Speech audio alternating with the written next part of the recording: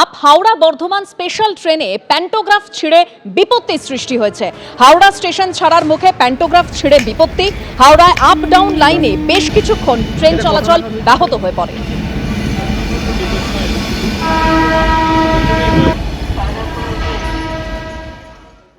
সরকারি জমি দখল করে পার্টি অফিস তৈরি হয়েছিল, চলল বুলডোজার। গয়েশপুরে তৃণমূলের পার্টি অফিসে চলল বুলডোজার। সরকারি জমি দখল করে তৃণমূলের পার্টি অফিস তৈরির অভিযোগ। বি.আর. আম্বেদকর মাঠ সংলগ্ন এলাকায় পার্টি অফিস ভাঙল পুরসভা। স্থানীয় ক্লাবের অভিযোগের ভিত্তিতে বিষয়টি তদন্ত করা হয় দাবি পুরসভার। সরকারি জমিতে তৈরি করা হয় তৃণমূলের এই পার্টি অফিস, পুরসভা দাবি করেছে।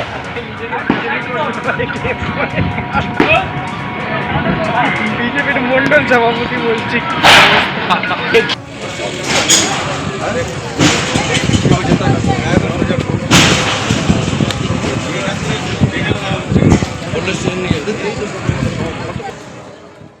পশ্চিমবঙ্গ থেকে গ্রেপ্তার কাশ্মীরের জঙ্গি জৈশ জঙ্গি হামিম মন্ডলকে গ্রেপ্তার করা হয়েছে বর্ধমানের রেনেসা হাউজিং থেকে।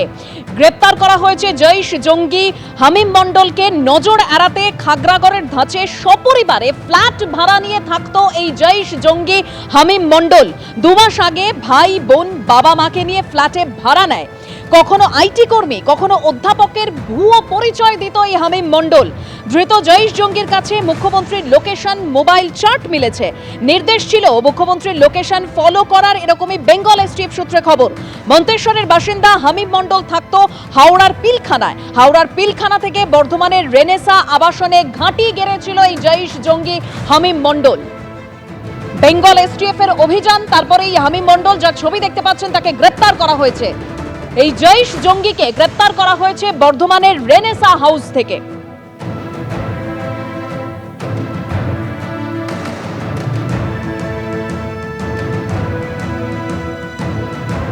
যে বর্ধমানে 2014 2রা অক্টোবর খাগড়াগড় বিস্ফোরণের ঘটনা ঘটেছিল, সেই বর্ধমান থেকেই গ্রেপ্তার করা হয়েছে জৈশ জঙ্গি হামিম মন্ডলকে।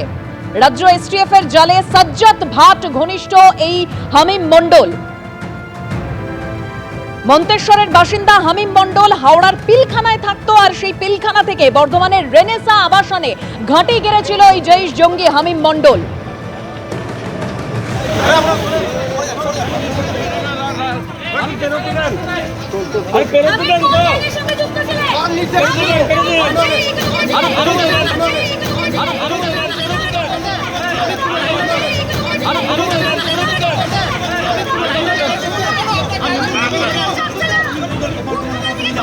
দুমাস আগে ভাই বোন বাবা মাকে নিয়ে ফ্ল্যাট ভাড়া নেয় এই হামিম মন্ডল। কখনো নিজের পরিচয় আইটি কর্মী বলে দিয়েছিল, কখনো অধ্যাপকের ভুয়ো পরিচয় দিয়েছিল এই জৈশ জঙ্গি হামিম মন্ডল। ধৃত জৈশ জঙ্গির কাছে মুখ্যমন্ত্রীর লোকেশন, মোবাইল চার্ট মিলেছে। নির্দেশ ছিল মুখ্যমন্ত্রীর লোকেশন ফলো করার, এরকমই বেঙ্গল এসটিএফ সূত্রে খবর। এসটিএফ এর হাতে ধৃত জঙ্গি এই হামিম মন্ডল, যার ছবি দেখতে পাচ্ছেন।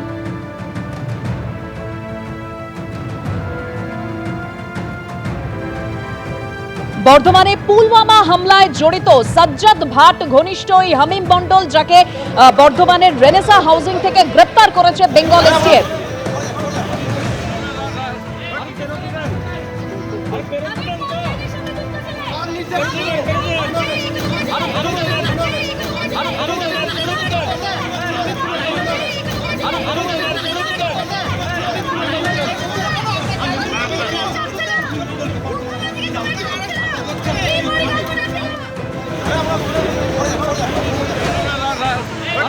বর্ধমানের যে রেনেসা আবাসন, সেখানে বেঙ্গল এসটিএফ এর অভিযান এবং তারপরেই গ্রেপ্তার করা হয়েছে এই হামিম মন্ডলকে। কাশ্মীরের জৈশ জঙ্গি গ্রেপ্তার হামিম মন্ডল। 2 মাস আগেই ভাই বোন বাবা মাকে নিয়ে ফ্ল্যাট ভাড়া নিয়েছিল। কখনো নিজের পরিচয় আইটি কর্মী বলে দিত, কখনো অধ্যাপকের ভুয়ো পরিচয় দিত এই ধৃত জৈশ জঙ্গি হামিম মন্ডল।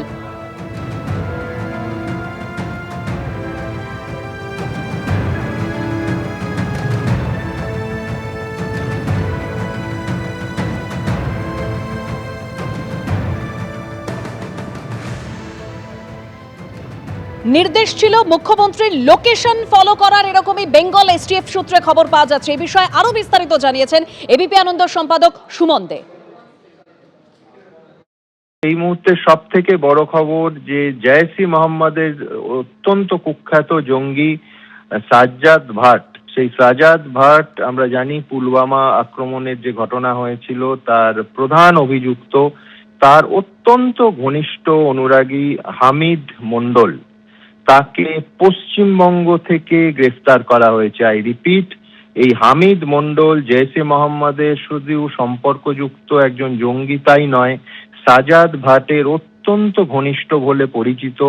তাকে এই পশ্চিমবঙ্গের বর্ধমান জেলার রেনেসা টাউনশিপ থেকে একটা ফ্ল্যাট থেকে তাকে গ্রেফতার করা হয়েছে। এসটিএফ সন্দেহ করছে যে নিউ টাউনের একটি ফ্ল্যাটেও সেও কিছুদিন ঘাঁটি গেড়েছিল, যেটা সব থেকে আশঙ্কার, এবং যাতে তদন্ত শুরু হয়েছে পুরো দমে এসটিএফ এর তরফে, সেই খবরটা এবার দেব। তার কাছ থেকে আমাদের রাজ্যের মুখ্যমন্ত্রী শুভেন্দু অধিকারীর লোকেশন, তাকে ফলো করার নির্দেশ, মোবাইল চার্ট ইত্যাদি উদ্ধার হয়েছে। এই বিষয়টা নিঃসন্দেহে রাজ্য পুলিশ এবং এসটিএফ কে চিন্তায় রেখেছে এবং এই বিষয়ে অনুসন্ধান চলছে। এই রাজ্যে বসে কার্যত একটা জঙ্গি মডেল চলছিল, এবং সব থেকে যেটা আশঙ্কা সেটা হচ্ছে এই হামিদ মণ্ডল, সে বর্ধমানের একটি অত্যন্ত ঘনবসতিপূর্ণ টাউনশিপের মধ্যে লুকিয়েছিল, এবং তার কাছ থেকে যে মোবাইল চার্ট ইত্যাদি উদ্ধার করা হচ্ছে তাতে নিঃসন্দেহে রাজ্য পুলিশের শীর্ষ কর্তাদের এবং এসটিএফ এর কপালে চিন্তার ভাঁজ বাড়ছে।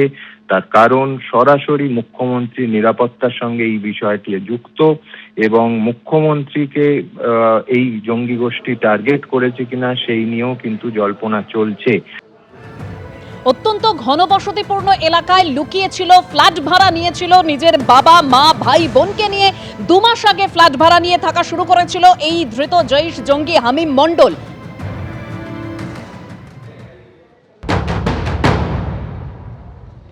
বর্ধমানের অভিজাত রেনেসা টাউনশিপের ভেতর থেকে 24 বছর বয়সী যুবক হামিম মণ্ডলকে গ্রেফতার করলো বেঙ্গল এসটিএফ। তার বিরুদ্ধে অভিযোগ যে পাকিস্তানের যে জঙ্গি সংগঠন আইএসআই এবং আরো যে জঙ্গি সংগঠনগুলো রয়েছে সেগুলোর সঙ্গে তথ্য আদান প্রদান করত এই যুবক। এই মুহূর্তে আমরা রেনেসা টাউনশিপের মধ্যে রয়েছি। আমার সামনে যে টাওয়ার, যে বিল্ডিং আমরা দেখাচ্ছি 9 নম্বর বিল্ডিং, এই বিল্ডিং এর মধ্যেই থাকতেন হামিম মণ্ডল। বাবা মাকে নিয়ে থাকতেন। গতকাল তাকে এসটিএফ এখান থেকে অ্যারেস্ট করে। এখনো পর্যন্ত এসটিএফ এর তরফ থেকে যেটা বলা হচ্ছে যে এই হামিম মণ্ডল এই আগে হাওড়ার পিলখানাতে থাকতেন এবং সেখানে জামায় বারকোড লাগানোর যে কাজ, স্টিকারিং এর কাজ, সেই কাজ তারা করতেন। কিছুদিন আগে পিলখানাতে উচ্ছেদ হয় এবং তারপর মাস 3 আগে ফ্যামিলি মেম্বারসদের নিয়ে বর্ধমানের এই অভিজাত এরিয়াতে তারা থাকতে শুরু করেন। পাকিস্তানের বিভিন্ন জঙ্গি গোষ্ঠীর সঙ্গে তথ্য আদান প্রদান হোয়াটসঅ্যাপ এবং বিভিন্ন মেসেঞ্জারের মাধ্যমে কিন্তু এই হামিম মণ্ডল করত, এমনটাই এসটিএফ এর তরফ থেকে বলা হচ্ছে। শুধু তাই নয়, বিভিন্ন ব্যক্তি সম্পর্কে তথ্য নেওয়া, ইনফরমেশন নেওয়া, রেকি করা, বিভিন্ন পলিটিক্যাল ব্যক্তি যারা, তাদের ওভারভিউ, তাদের সম্পর্কিত তথ্য, সেগুলোও কিন্তু এই হামিম মণ্ডল করার অ্যাসাইনমেন্ট পেত জঙ্গি গোষ্ঠীর কাছ থেকে, এমনটাই এসটিএফ সূত্রে খবর। ফ্ল্যাট নাম্বার R H9/2B, যে ফ্ল্যাটের সামনে আমরা দাঁড়িয়ে রয়েছি, 3 মাস আগে এই ফ্ল্যাট ভাড়া নিয়ে হামিম মণ্ডল এবং তার পরিবারের সদস্যরা এখানে থাকত। কোন কোন রাজনৈতিক নেতার সম্পর্কে তথ্য এই যুবক এখনো পর্যন্ত নিয়েছে, কোথায় কোথায় সে রেকি করেছে, কাদেরকে রিক্রুট করেছে, এই মডিউলে আর কেউ যুক্ত আছে কিনা, হামিমকে নিজেদের হেফাজতে নিয়ে এই সব প্রশ্নের উত্তর চায় এসটিএফ। ক্যামেরা প্রবীর সামন্তের সঙ্গে কমল কৃষ্ণ দে, ময়ূক ঠাকুর চক্রবর্তী, এবিপি আনন্দ, বর্ধমান। বর্ধমান থেকে কাশ্মীরের জঙ্গি গ্রেপ্তারের বিষয়টি সংবেদনশীল, এ বিষয়ে কোনো মন্তব্য করব না বলেছেন মুখ্যমন্ত্রী শুভেন্দু অধিকারী। তিনি আরও বলেছেন যে প্রতিমন্ত্রী উমেশ রায়ও জঙ্গিদের নজরে ছিল।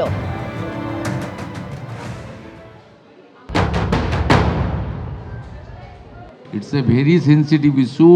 এটা ইন্টারন্যাশনাল কানেকশনের বিষয় আছে, ন্যাশনাল সেফটি সিকিউরিটির বিষয় রয়েছে। ইনিশিয়ালি এটা নিয়ে আমার অন্তত কিছু বলা উচিত নয়। এটা এসটিএফ ডিটেলসে বলবে। আজকে পিসি নেবে বর্ধমানে, তারপরে তাদের কাছে এলে তারা আরও ইলেকট্রনিক ডিভাইসগুলোকে অ্যাসেসমেন্ট করতে হবে। এটা তো ন্যাশনাল সিকিউরিটি আমার একার কথা নয়। Honourable prime minister honourable HM home minister নবান্নে তো এসেছিলেন 2022 সালে। কেন এসেছিলেন? এখানে পূর্বাঞ্চলে 4টে CM-কে নিয়ে মিটিং হয়েছিল, রিজিওনাল মিটিং, কিন্তু আমরা যখন উনি লেফট করছিলেন, সিওপ করতে গেছিলাম আমি এবং ডক্টর সুকান্ত মজুমদার, আমরা জিজ্ঞেস করেছিলাম যে আপনি ওখানে চলে গেলেন, ওনার সচিবালয়ে ওনার সঙ্গে মিটিং করলেন। আমাদের একটু অভিমান ছিল। উনি আমাকে বলেছিলেন দেশের ইন্টারেস্ট আগে, রাজনীতির উপরে। আমি গেছিলাম মাননীয় মুখ্যমন্ত্রীর কাছে জমি চাইতে, সীমান্ত সুরক্ষা প্রয়োজন। আমরা ওনার যুক্তির কাছে মাথা নিচু করেছিলাম। আবার উমেশ রাই অলসো এই স্ক্যানারের মধ্যে ছিল, বাকিটা আমি বলছি না। ইতিমধ্যেই ধৃত এই জৈশ জঙ্গি হামিম মণ্ডলের 14 দিনের পুলিশ হেফাজতের নির্দেশ দেওয়া হয়েছে। আমরা কথা বলবো আমাদের প্রতিনিধি বর্ধমান থানার সামনে থেকে ময়ূক ঠাকুর চক্রবর্তী মুহূর্তে সরাসরি রয়েছেন। ময়ূক, কিভাবে ঘাঁটি গেড়েছিল এই জৈশ জঙ্গি হামিম মণ্ডল এবং কিভাবেই বা তাকে গ্রেপ্তার করা হলো? দেখো, 2.5 থেকে 3 মাস ধরে হাওড়ার পিলখানা থেকে সরে এলো এবং ওখানে প্রথমে উচ্ছেদের পর পিলখানা থেকে এই বর্ধমানের রেনেসা টাউনশিপে গত 3 মাস ধরে এই হামিম মণ্ডল এবং তার পরিবারের সদস্যরা থাকতে শুরু করেছিল। STF সূত্রে এমনটাই খবর। এবং শুধু তাই নয়, বিভিন্ন জঙ্গি গোষ্ঠী, পাকিস্তানের ISI এবং আরও বেশ কয়েকটা জঙ্গি গোষ্ঠী, তাদের সঙ্গে সরাসরি ইনভলভমেন্ট পাওয়া গেছে হামিমের। হোয়াটসঅ্যাপ এবং বিভিন্ন মেসেঞ্জারের মাধ্যমে সে তাদের সঙ্গে যোগাযোগ রাখত এবং বিভিন্ন তথ্য ইনফরমেশন সেগুলো সরবরাহ করত। STF সূত্রে আরও যেটা জানা যাচ্ছে যে মূলত এই জঙ্গি গোষ্ঠীগুলোর এখানে আরও রিক্রুটমেন্ট বাড়ানো, বিভিন্ন ব্যক্তিদের ওপর নজরদারি করা, তার মধ্যে পলিটিক্যাল পার্সোনালিটি রয়েছেন, রাজনৈতিক ব্যক্তিত্ব রয়েছেন, এবং তার পাশাপাশি রিক্রুটমেন্ট এবং রেকি করা, এগুলো কিন্তু অন্যতম দায়িত্ব ছিল। এখন যেটা STF এর আধিকারিকরা দেখবেন, ইতিমধ্যে 14 দিনের পুলিশ হেফাজতকে হামিমকে পাওয়া গেছে।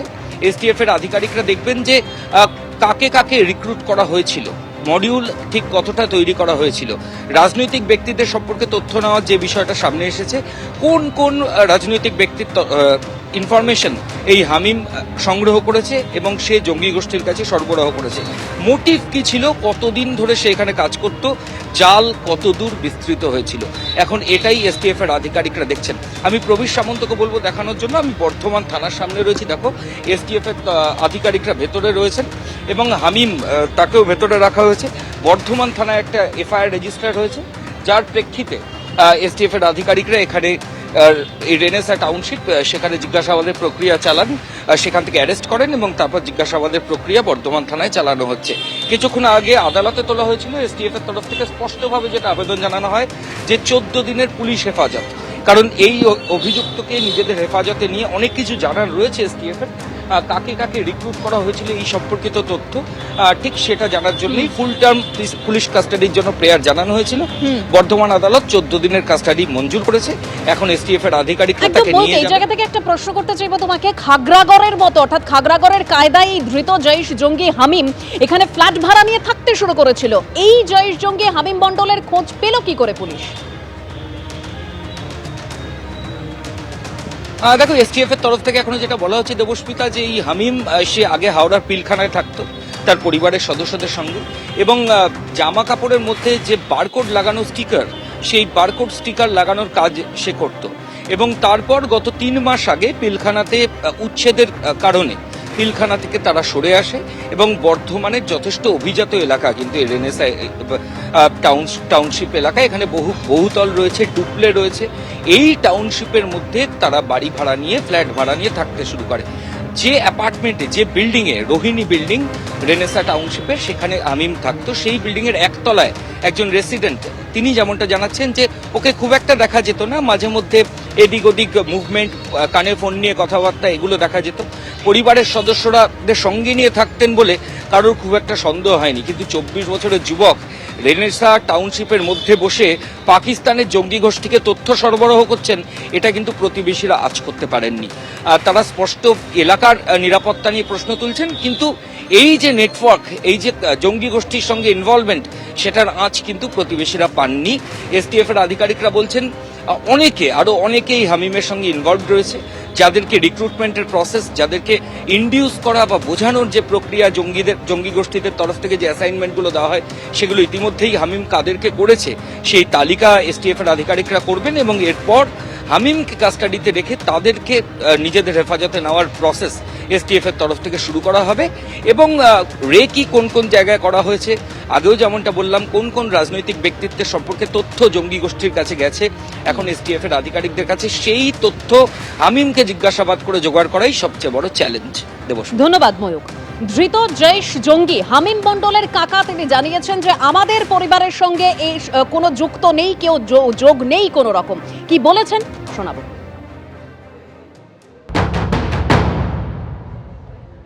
কোনো ভাই আমাদের ইনভলভ নই, আমরা সেই ঘরের ছেলেই নই। আমি কেন বলবো, আপনি এখানে আমাদের টোটাল গ্রামের সমস্ত লোককে আপনি জিজ্ঞেস করে দেখুন, আমরা সেই ঘরের ছেলেই নই। আমরা সেইভাবে আমরা সেই কালচারের মানুষই হয়নি। ও যদি ওরকমই হয়, যদি সেরকম যুক্তি প্রমাণ পেয়েই থাকে সরকার, গুলি করে মেরে দেন গা, আমরা কেউ দেখতে যাব না, মেরে দেন গা। আপনার তো সম্পর্কে ভাইপো হয়। ভাইপো হলেই বা যারা মান সম্মান নেই, পরিবেশটাই তো ওখানটায় মহামাডান বেল কোথায়? ওই যেখানে হাওড়া পিলখানা, ওই পিলখানা বেল থেকেই ছেলেটা খারাপ হয়ে গেছে। আমাদের এখান থেকে আমরা বারবার বলি যে এখানে উঠতে চলে আসতে, এখানে চলে আয় এখানে, হ্যাঁ ছেলেটা খারাপ হয়ে গেছে। এবিপি আনন্দ, এগিয়ে থাকে, এগিয়ে রাখে।